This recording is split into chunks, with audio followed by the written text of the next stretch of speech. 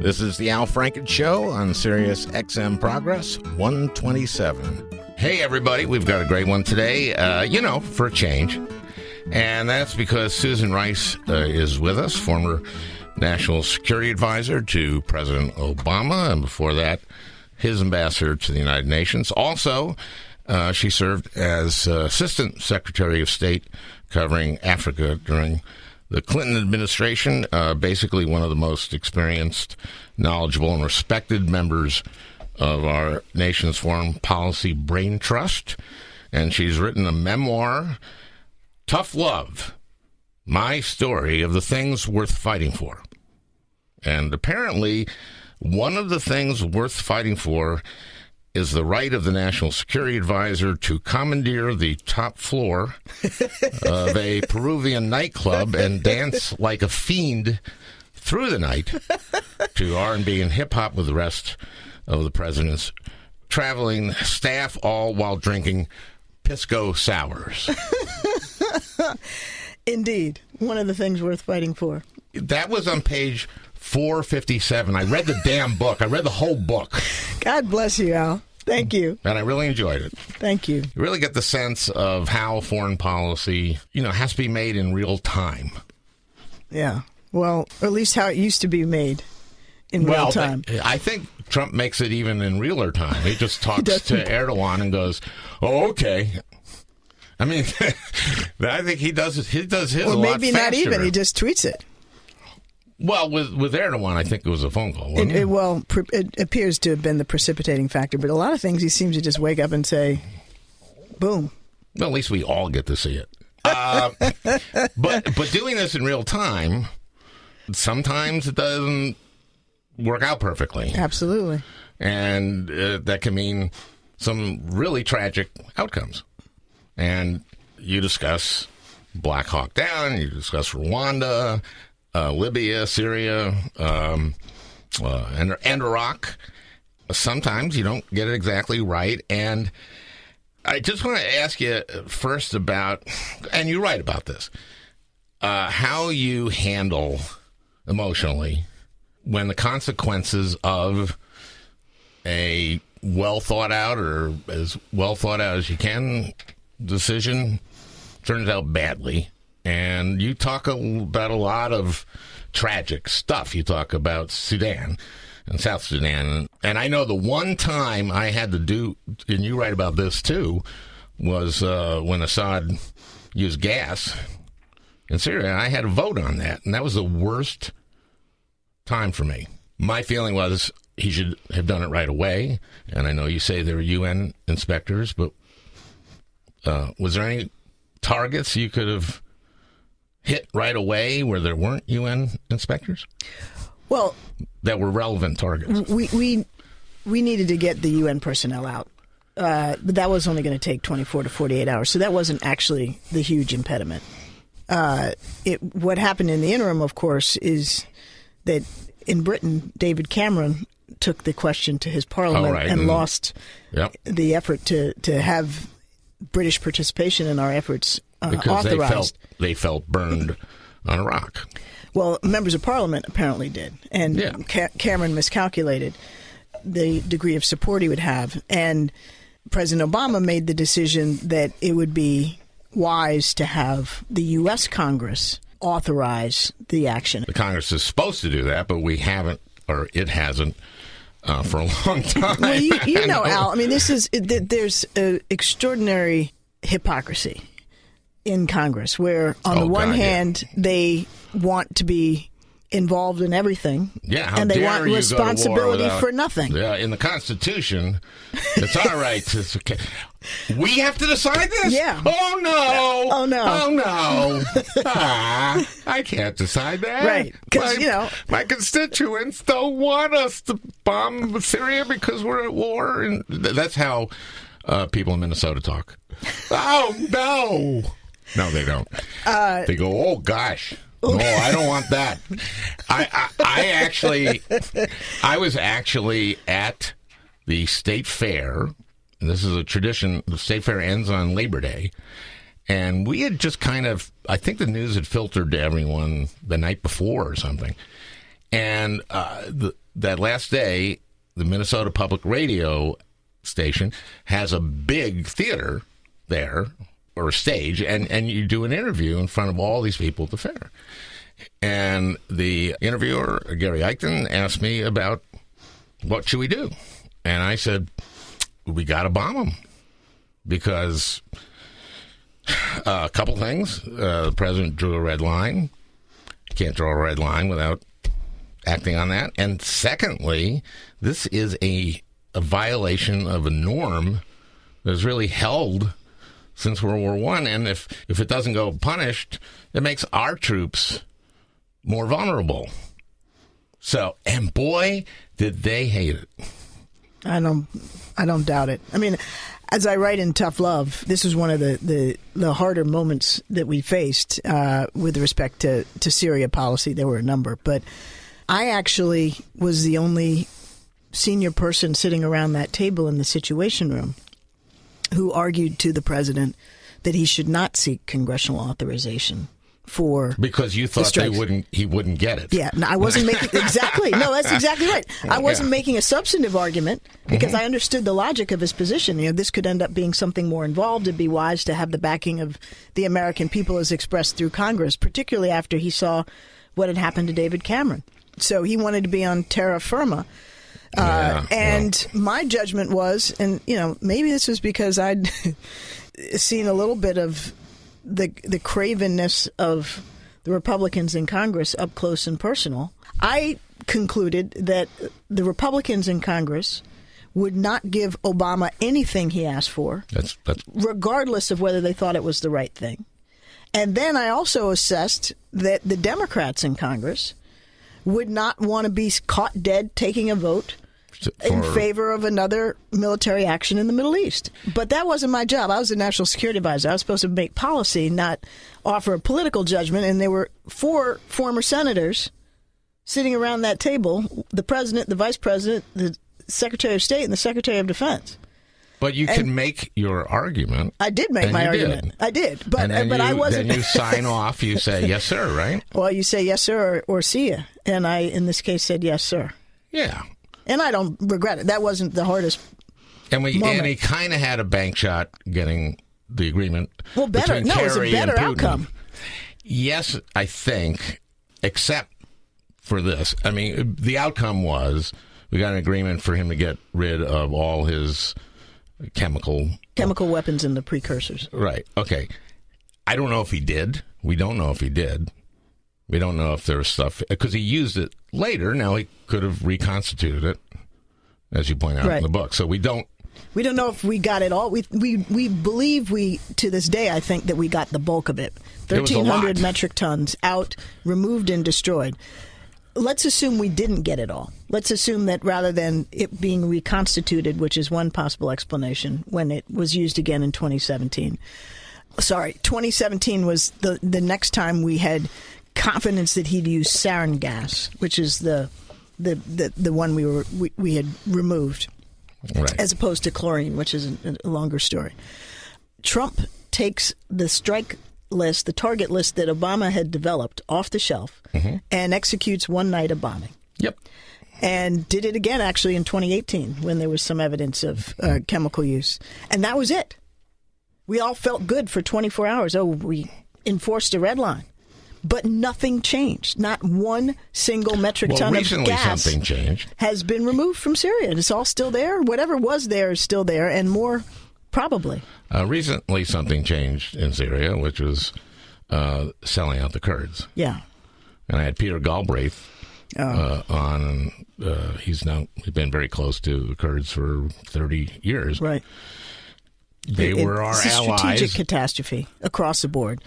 Undercuts our relationship with the Kurds, threw them under the bus, but sent the word to all of our allies and partners around the world that, we have a president of the United States who can wake up on the wrong side of the bed or have a phone call with his buddy and leave you in the lurch. So the next time we need partners to fight terrorists in their own territory, rather than having U.S. forces have to go in and do exactly what it. happened. They did our fight. They took our fight. It's basically telling everyone in the world that if you take up our fight for us, 11,000 of men and women die doing it for you, getting rid of ISIS in Syria, you'll sell them out. Exactly. And that is just a disaster. And we handed our bases literally to the Russians, who are flying flags over them as we speak. Yep. We gave They're eating Assad our meals. They gave Assad and Iran, an early Christmas present. And, and Erdogan has been up in there committing war crimes. Yep. But other than that, it was a good decision. No, that's the most disgraceful thing he's done, and that's a very high bar. It is a high bar, but I'm not sure I'm prepared. As bad as that was, I'd have to really think about that before I was prepared to pronounce it the most disgraceful. Yeah, but at least you have to think about it. You haven't gone, no! Yeah, I have to think about it. Right? Yeah, I could think of a few other things. Yeah, I want to talk to you about one part of the book that I have a criticism of. Okay, this is my objection. Yes. It's a little unfair to you because I was a comedian for a long time. I remember. Okay, and this was my objection. You name check 10, 12, 15 people who you say were really funny or funny and made you laugh. You don't give a fucking funny example. You have to. If you say someone's funny in a book, you got to say, for example. Fair enough. That is a fair criticism. Isn't it? I talk about George Bush, W. You say that W is one of the funniest guys you've ever met. And he and you and Michelle Obama were on a long plane trip, and they were hilarious. You didn't say anything that was fucking funny. I didn't give the joke. Never. There's like 15 people who were funny. About 15, but you're right. Yeah, that's 12. I accept that as a very legitimate criticism. My God. My God. Now, okay, that's fair enough. That's okay, interesting. I want to get to you and your book a little bit more, which is I was talking about these awful things that happened in Rwanda. The ultimate outcome in Libya was not good. And you say that these things really are regrets that you have. What I want to know, and you talk about this actually, is how do you deal with that emotionally? I write about these experiences because, from each of them, hopefully I and others learn something that's worth sharing from a policymaker's point of view. But I had very different vantage points on some of them. So, for example, with Rwanda and Somalia, I was the junior staffer on the NSC, the director for UN affairs and peacekeeping. This was before I had regional responsibility for Africa. But it probably affected me emotionally. How could it not? More than some of the things I experienced when I was arguably a decision maker. I describe in the book, going back to Rwanda, not just, as we all did, watching on television, the horror of those bodies floating down rivers, the rivers choked with bodies, and the horrific reality of almost 1 million people being killed by machete. Neighbors killing neighbors. Neighbors killing neighbors. But then 6 months after the genocide ended, I accompanied the National Security Advisor, Tony Lake, who was my boss, as part of a small interagency delegation to Rwanda, where we took a helicopter from the capital out to a rural area, and we landed the helicopter in what appeared to be the middle of nowhere. And we were visiting a massacre site, which was a church and a school and a schoolyard. And we got off the helicopter, and within about 10 yards of getting off the helicopter, the ground was literally thick with bodies, decomposing. This is 6 bodies. months. 6 months later, nothing, they couldn't have begun at that stage to remove all the dead. And I, with all these others, had to literally pick our way, gingerly trying to step through this churchyard without stepping on corpses. And I couldn't speak literally for hours after that. It was the most sobering, distressing experience I think I've had to this day in terms of just the magnitude of death. And so how do you deal with that? Yep. Well, first of all, you have to confront it. You can't deny it. But you also can't allow it to debilitate you when you have a critical job to do. Now, again, at that level, at that stage, I wasn't the decision maker. But have other later, let's take things. Syria. We've talked about Syria. I did not have the same on the ground experience of visiting victims in Syria. I did visit Libya after Gaddafi's removal and saw, both the fallout of the war, right? The just incredible, and that was a miscalculation in terms of what is going to happen. What's the aftermath of that going to be? Yeah, as I write in the book, in my judgment, it was the right decision to intervene to save lives and protect civilians because we were able to do it at relatively little risk and cost.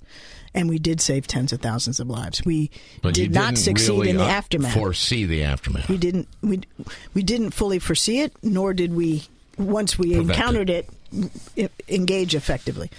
But in Libya, I visited in that window within, a few weeks or months after Gaddafi was removed and before everything had gone to hell in a handbasket, where I and the United States of America and President Obama and the French and the Brits were all being celebrated as the heroes who saved lives. I was mobbed in the town square of Benghazi. Because he was going to slaughter Benghazi, basically. I had babies being thrust into my arms by parents saying, they wanted me to hold their children as like an honor.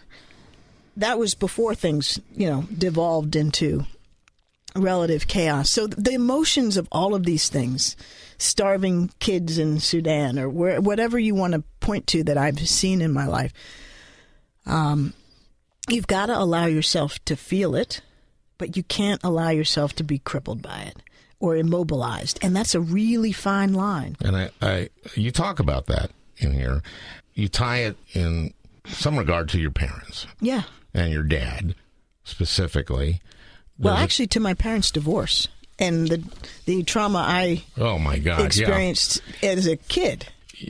Tough love, I guess, is in a way a reference to that. Well, it's a reference to, being raised by parents who loved me fiercely but not uncritically. They wouldn't tell me when I was screwing up. And that's how I've tried to raise my kids. But also, I think you say you dealt with their divorce. You kind of became, between you and your brother, you're older, right? And you were the parent of that. And people take roles when this shit happens, and you kind of... My role was to be the baby firefighter, try to put out the fires between my parents. Yeah, and I think that has helped you in your life and your career, and I think it's helped you be resilient in the way you obviously need to be.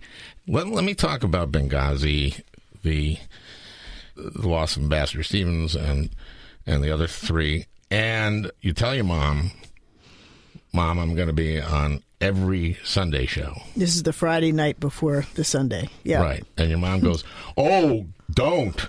She's like, oh, hell no. She's like, well, don't do it. You go on all the Sunday shows. It's called the Monica Lewinsky. Yeah, full Ginsburg, because Ginsburg's lawyer went on all five, so he was the first one to do it. And you go on all five, and your mom said, don't do it, and she was smart. So you go on with what the intelligence community has given you, and you say that when you're on every show, but every once in a while, if you're on 5 shows, at some point, one of the interviewers is going to interrupt you, and you're not going to complete a thought about, now understand. This is what we know now, and it could be changed. It could change. But, Bob Schieffer, whoever, stops you, and you go somewhere else. And what the 5 tapes do is allow Fox News to completely fuck you over. It was in part that there was, lots of tape to parse. But the real problem was the information that the intelligence community had, which I knew, by the way, to be accurately representing what they were reporting in classified channels, because I'm reading the classified intelligence briefs on a daily basis. It turned out, as is often the case when you have a terrorist attack or some other kind of crisis, to be wrong in some respects. And as they got more information, as the investigation unfolded, as more sources came in, they modified about 10 days after I went on the shows for the first time. They subsequently modified it more times. They modified it back more to what you had said. Exactly.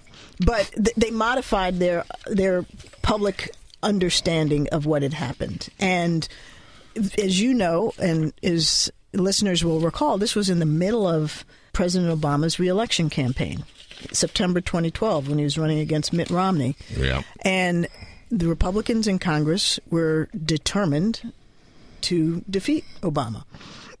And terrorism had become unexpectedly, or counterterrorism had become unexpectedly a strength for Obama and the Democrats, having killed Osama bin Laden and taken the fight to al-Qaeda. And here, the Republicans thought they had an opportunity and an opening to be tarring Obama with the brush of being a failure on terrorism because we lost 4 Americans in a terrorist attack. And they came at him in many different ways, but one way was through me and accusing me of deliberately lying to the American people about the information we had, because they were able to argue that I gave In fairness to them, they said you're either lying or stupid. No, that was Lindsey Graham. Yeah. I'm either incompetent or untrustworthy. Yeah, let me see if I got it. But most of them just called me a liar. Yeah. Peter King called for my resignation. The other one who did that was McCain. Yep. And we could have a long conversation. You know what? We should do that. Because I've never, in the whole context of this book tour, never had the opportunity to talk about John McCain. Good, because a complicated guy, no doubt about it, and some incredibly admirable qualities, and then other times not. And I've experienced both sides of it. When he left to go back to Arizona for what I thought was the last time, I said to him, I'm going to send you some good news, bad news notes. I'll send one a week or so. So there'd be the bad news. This is after Ron Johnson said that he had voted against the health care bill because of the brain. Oh, my God. Yeah. So I wrote him, the bad news is you have brain cancer. The good news is that Ron Johnson's ass cancer has moved to his mouth. So that's so sweet of you. So you were trying to keep his spirits up with these notes? He really liked the notes. I'm sure he did. I'm sure he did. That's another great. one was, this was a good news, bad news one, which was, the good news is that your mom's 104 and is as sharp as a tack. The bad news is you have brain cancer. Oh, God.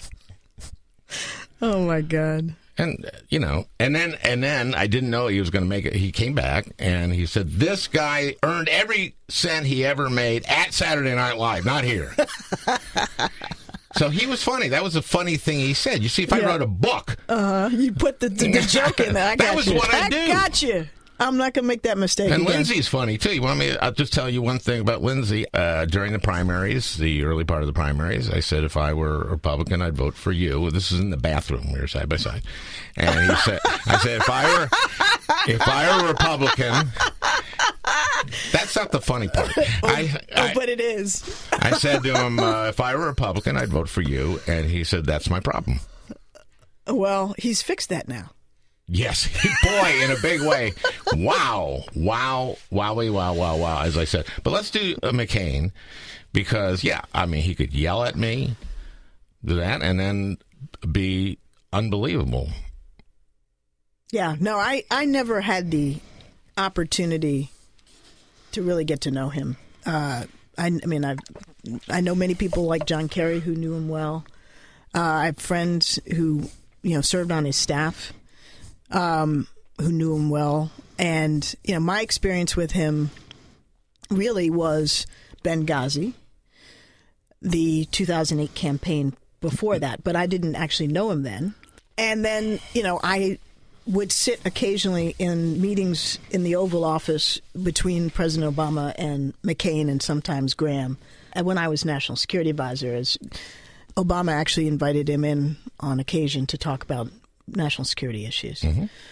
He barely acknowledged my presence, but he wasn't, he didn't. So what did you say about him in 2008? So during the campaign in 2008, the general election campaign, when I was actively working on the Obama campaign and was a surrogate, I would go on television and comment and debate and that sort of thing. And over the summer, I believe, of 2008, McCain took a trip to Iraq. And it was an effort to show how security in Iraq had improved. And he did a tour. How the surge. And how the surge, which he'd supported, had yielded better security. And so McCain walked around a Baghdad market, with his staff and I'm sure security to demonstrate that things were better. But he was wearing a flak jacket, which sort of was a mixed message, to say the least.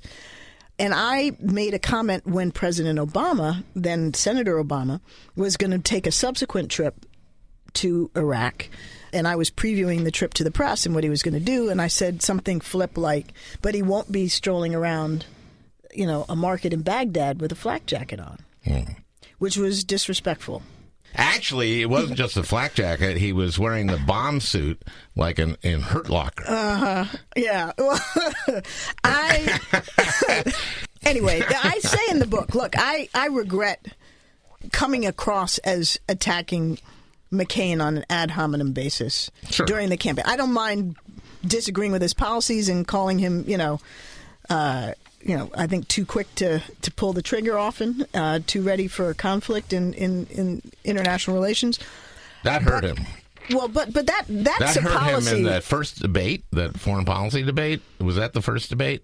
I can't remember. You went, oh boy, we're going to go to war again. Well, and with this guy. But I thought those were policy criticisms. But what I regret is that which came off as ad hominem. Because, look, whatever you want to say about the policies and his politics, he served this country with great patriotism and commitment. Oh, my God. There's no question about that. And just a guy with tremendous courage and often the only one who'll stand up and put their thumb down on the health care. Exactly. But, Harry Reid, we did a bipartisan lunch. We do that once a year. Once a year? Yeah, that's it? That's it. Oh, God. Oh, yeah. The Republicans have 3 a week caucus lunches. Yeah.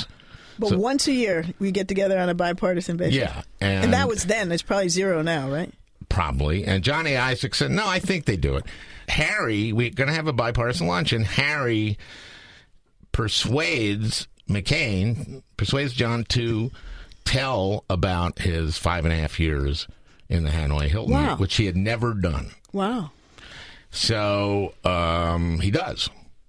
And it's obviously harrowing and moving and all that. And it's pretty amazing. That's at lunchtime. So at about 5 in the afternoon, we have votes.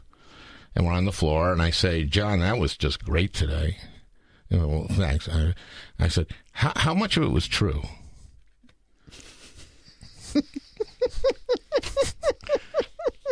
And he laughed. He laughed. So he had a really good sense of humor, and I'm sure when he said these awful things about you, he he was being ironic because obviously you're incredibly able and smart and truthful, and there we go. I gotta go to your son. I think I'm on page. I think I'm on. Here we go. Okay, your son, is he still president? No, he's no longer the president of Stanford College Republicans. No, he's not graduated. He's a senior.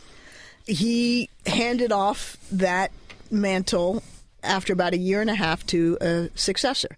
So he, as of this past spring, his junior year, he ceased to be president. Okay, I think the best way I can explain this is that your son's candidate in 2016 no, wait, you got to go back to was Ted Cruz. No, wait. You got to go back to 2007.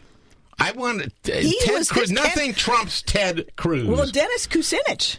I know. So obviously he's kind of goes one way and the other and is not very well tethered to reality. But I think what happened is he gets into Stanford, which is one of the most selective. We can't blame Stanford for this. No. I'm not blaming Stanford. This is what I'm saying. Stanford is, there's Harvard, Yale, Princeton, Stanford, all four the foremost selective colleges in the country. I just read a book by Paul Tuff, who writes about higher education and how a higher education system in this country promotes this tremendous gap in wealth. And part of that is legacies. So I'm sure Jake, because you went to Stanford. I did. He's going like, I never could have gotten into Stanford if it hadn't been for this legacy thing, and I want to preserve that. That seems like a Republican thing. Make sure my sister and everybody else will never get in. No, they'll. He wants to preserve it. No. And that's what it is. Because let's face it, you don't have to be that bright to get into Stanford as a legacy. You just don't. I'm not going to engage that one. Jake, she wouldn't even defend your IQ. You didn't let me finish. I was going to say, you can say a lot of things about my son and his politics. He is a conservative. Yes. And I love him to death. He's a great kid. Love your son, no matter how. He's a great kid.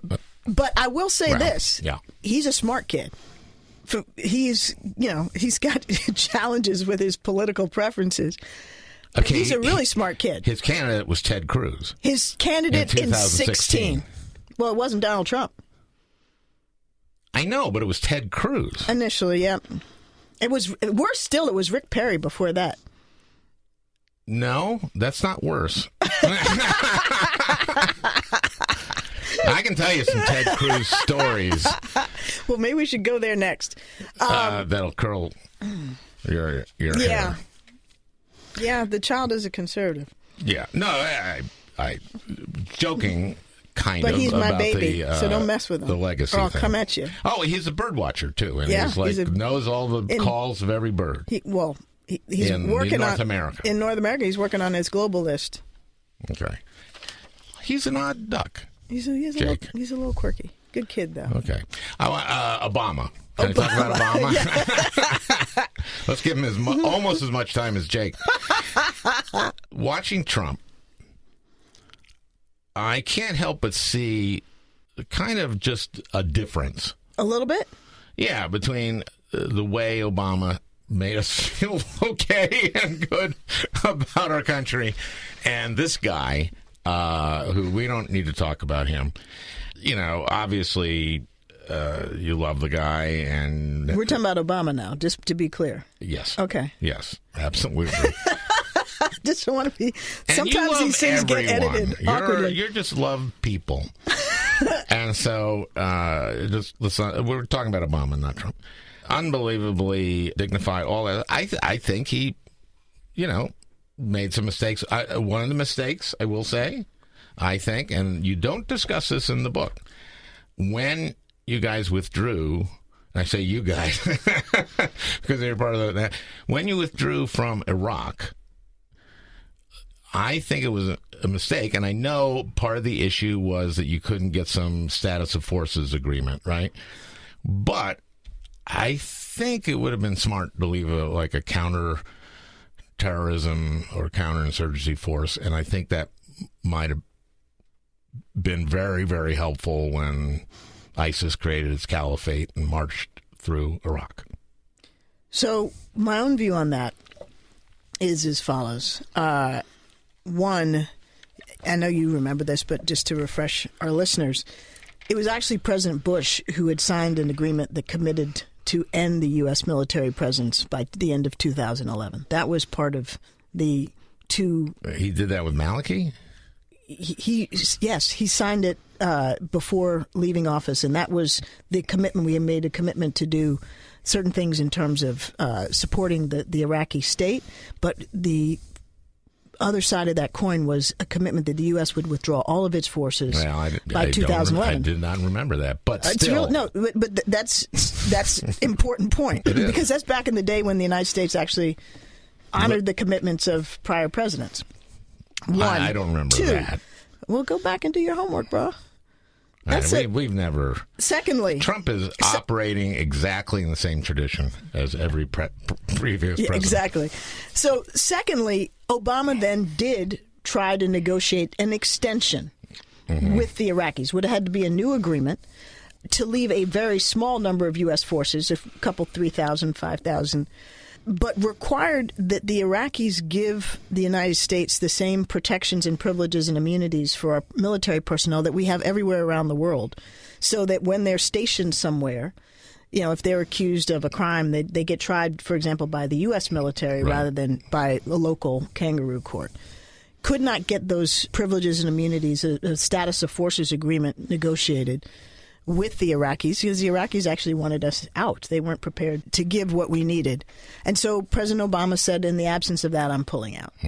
Now, was that wise? Could there have been a way to keep them there anyway? It would have been risky legally and politically challenging in terms of Iraqi U.S. politics. Also politically challenging in terms of U.S. politics because, as you know, he ran on let's end the war in Iraq.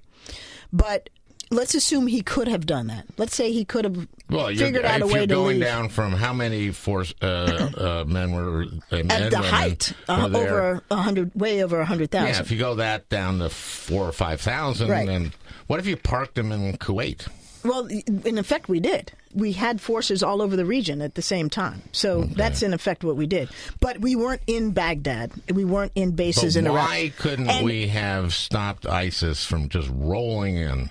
Well, so what happened after we left? And I'm not sure, to be honest, Al, that leaving 4,000 or 5,000 forces would have changed this. What Maliki did was completely politicize the Iraqi armed forces. We had trained them, armed them, professionalized them over many years. He was very shady, and he was a sectarian, Shia. Yes. Shia. And his whole thing was, Shia and Iran over Sunni and Kurd. And so the armed forces atrophied, basically disintegrated to an extent that, and this is also a failing, that we, the United States, we, our intelligence community, we, the policymakers, didn't understand the extent to which the army didn't exist anymore. We were still in there, with equipment and all of that. We thought they were more or less what we left behind, and they weren't. So when ISIS rolled up and literally took Mosul almost overnight, as I describe in the book, we were caught off guard, no question about it. And that was the point at which we, worked to get Maliki out because we couldn't work with him. He was completely corrupt and dishonest. He'd lost and he had to leave. He did eventually leave. And as soon as he left, the United States worked out an arrangement where we could support them with a small number of forces, air power, training, etc., to start the fight against ISIS. But we were on the back foot. Okay, I really wanted to talk, say some good things about Obama, who I think everybody now is going like, oh, Jesus. Well, you knew him, Al. So what did you admire about him? What do you admire? Well, he's not gone. Dignified. Probably wouldn't tweet himself. He's not a stable genius. With Rocky body on. You think? I don't think, and also actually he didn't need to. He actually has. He worked out, and did his homework. Just rose to the occasion when terrible things happened, and gave very moving remarks throughout. And I mean, it's unfair to compare him to Trump because anyone looks good compared to Trump, but we miss him being president. So we take Air Force One to Minnesota, and Amy and I are on the plane. And Klobuchar. Amy Klobuchar. I am so sorry. God, thank God you're here. Senator Amy Klobuchar. The senior senator, Amy Klobuchar, is on the plane. We get off, and then we ride in the president's car. Okay? So riding in the car, and it's me, Amy Klobuchar, President Barack Obama and Governor Mark Dayton of Minnesota. And then there's a bit of a lull, and then I had this just idea of a question to ask him. I had thought of, and I did it, and I was stupidly, and I just said, have your dreams changed since you became president? Like his dreams at night, not his aspirations. Yeah. And he just said, I sleep great at night. I sleep really well. Now, that was a signal to not follow up. And I said, well, no. I meant your dreams. Your dreams. And then he's like, my fucking God, doesn't this guy?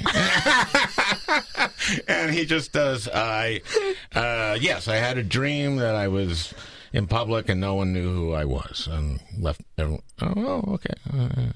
And then I go like, that's not a nightmare. That's the opposite of a nightmare for him. I wasn't that's asking him if he had nightmares. I didn't ask him that. Mm-hmm. I didn't ask him that. I just if his dreams had changed. Mm-hmm. Wouldn't your dreams change if you became president?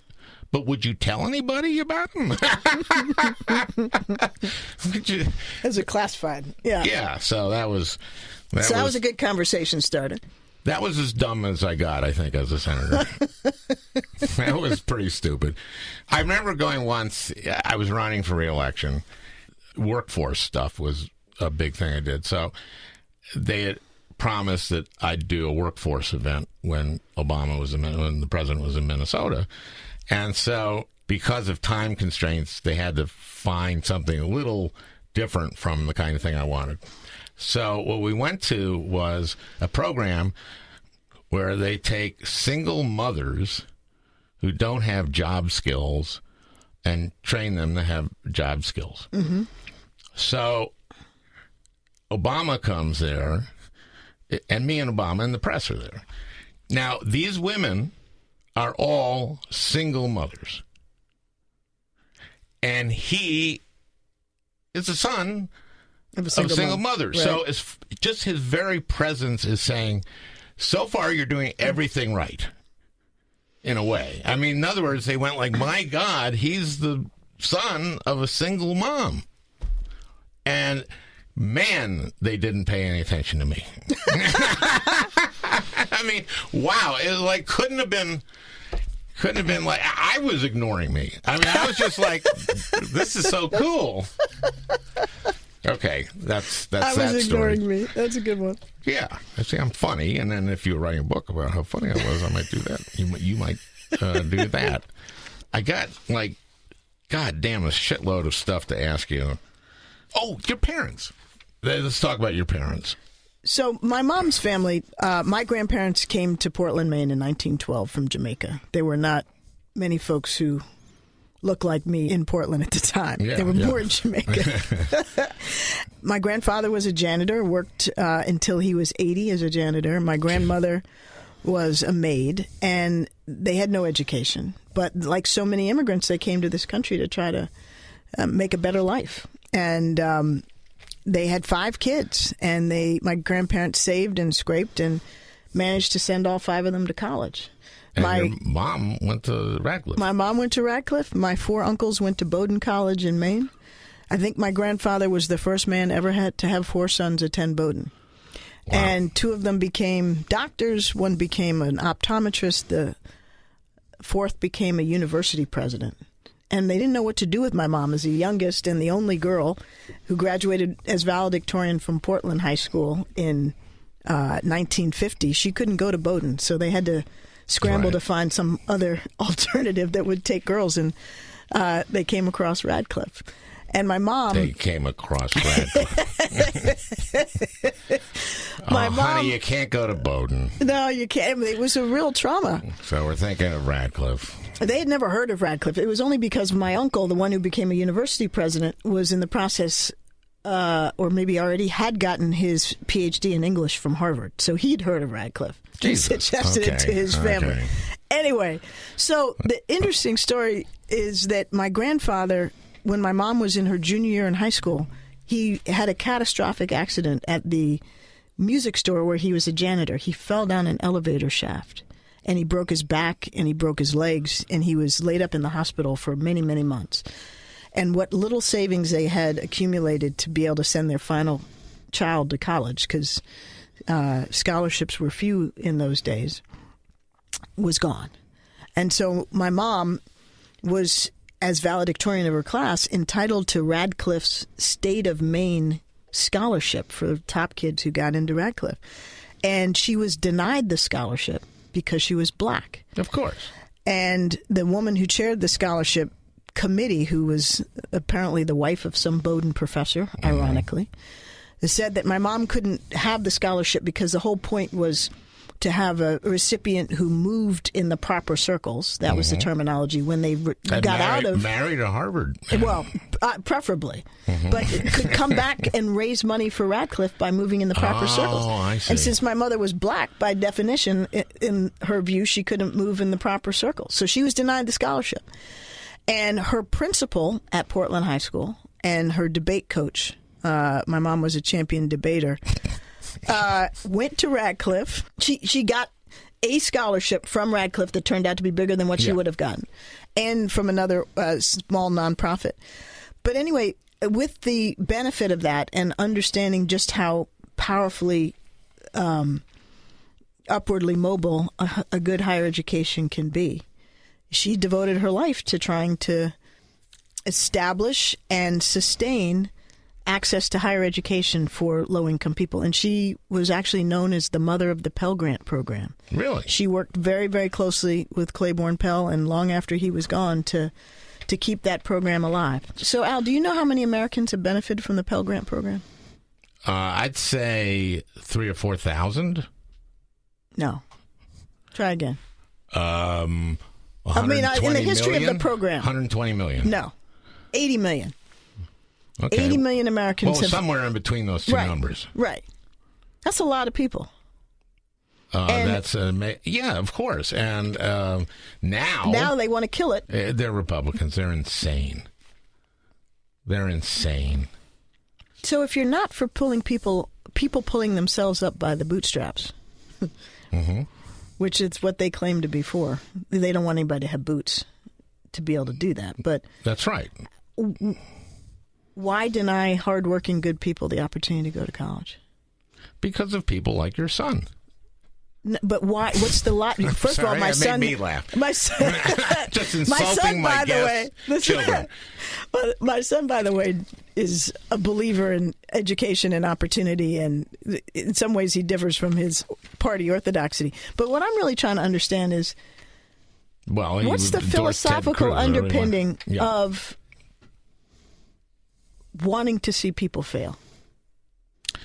They just have this unbelievably stubborn philosophy that the government doesn't help people, doesn't really do anything, doesn't create jobs. I remember the tax cut they're doing, and I'm on the floor with a Republican member, and I said, this is going to just explode the deficit. And, if you want to keep deficits down, you got to elect a Democratic president. Right.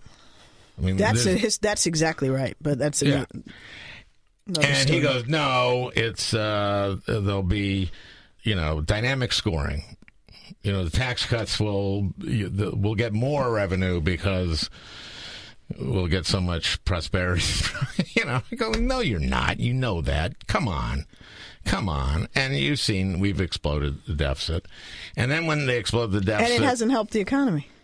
It had a little bit of a bump, and now it's leveled off. And it certainly hasn't helped people, at the bottom end and people in the working class.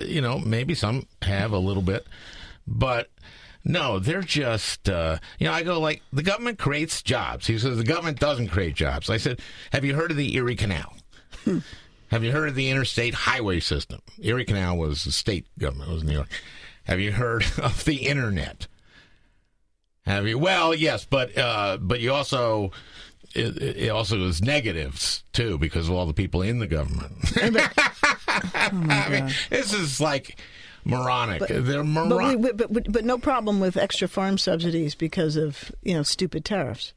Yeah, well, that was stupid tariffs. That was stupid. The way he went about that. It's very selective logic, as you know. It does anyway. We could spend all day on this, but yeah, and we but do the that every notion of once in a while denying here. people the opportunity to be educated as a matter of principle and philosophy. Well, then it's the budget. So then Right. it's like we can't we can't let people pay off their loans at market rate. We have to make them pay it off at what they got it at. They're awful. I mean, I will say that. They're just... And it's gotten worse and worse and worse. And McConnell, I blame McConnell in a lot of ways. But we should wrap up because I know you have to leave. But this has been a pleasure. Is there something I left on the table that you would like to... We didn't talk about my dad. We didn't talk about my dad. Your dad. I had something from your dad. My dad was the man. He really was. Emmett Rice. Emmett. And here's something Emmett's one philosophy about... He was a Tuskegee Airman. Yes. He was in... He was a PhD in economics and a governor of the Federal Reserve System, ultimately. But he was born in the sort of heart of Jim Crow in 1920. Grandparents were slaves. His grandparents were slaves, yeah. Yeah. This is his key lesson on race that he gave you. I concluded that I am only one person, I am only human, and I cannot carry the burden of the world around on my shoulder and at the same time function. So I was going to be myself, and I was not going to be constantly on my P's and Q's because people expected me to. If my being black caused a problem, it was not going to be to me. It was going to be to other people. Deep. I mean, basically what he finally learned as he, got out of the segregated military in World War II, where he was supposedly there to fight for freedom of everybody but his own people. And after he was denied job after job, once he had a PhD in economics from Berkeley because of race, he basically figured out that despite all of these obstacles, he did get a choice as to how he thought about himself. And he could either allow the bigotry of various people he encountered to become his own definition of himself, or he could let that bigotry be their problem, because he figured out that bigotry comes in large measure from the bigot's own insecurity. And why should he allow their insecurity to become his insecurity? And he just figured out a form of psychological jujitsu to put that back on other people and not let it infect or infuse his own sense of self and self-worth. And that's what he taught me and my brother from a very early age. Believe in yourself. Know your own worth. Don't take crap off of people. Mm-hmm. Don't let other people define you for you. And don't let anybody tell you you can't. Hugely powerful lessons. And it didn't mean that my brother and I didn't encounter, obviously not the same degree of obstacles and prejudice as our parents. We did encounter our share in our time, but we were, I think, much better equipped to deal with it because of how they raised us. Yeah, it's pretty beautiful. You're very, very lucky with your parents, Hugely even though lucky. they had their problems, and your household at times was a little tough on you and your brother, but unbelievable legacy that they left you, and amazing. I'm going to do Larry King. And the book is Tough Love, My Story of the Things Worth Fighting For. What do we call you? Ambassador Susan, Doctor. Just call me Susan. That's what I like best. Susan Rice. Well, thank you, Susan. Next week's Steve and Edie. Steve Lawrence and Edie Gourmet will be here. Oh, my God. That was fun. Yeah. Thank you. Okay, great. Thank you. That was a lot of fun. And my next book will be better because I'll put the jokes in. Well, I hope you enjoyed listening. That beautiful music is by Leo Kottke, the great Leo Kottke. I want to thank Peter Ogburn for producing. We'll talk again next week.